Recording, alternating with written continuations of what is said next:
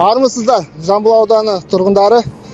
Бүгін Аманат партиясының ұйымдастыруымен Таза Қазақстан республикалық акциясы жалғасуда. Бүгін Жамбыл ауданына республикалық Таза Қазақстан роуд эстафетасы келіп жетті. Бүгін Жамбыл ауданының жастары осы эстафетаға белсене атсалысуда.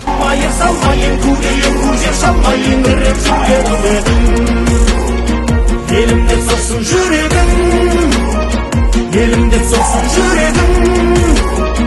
Yerevladım ayır salmayın, kurdeyim kuzer salmayın, ırıp yüreğim.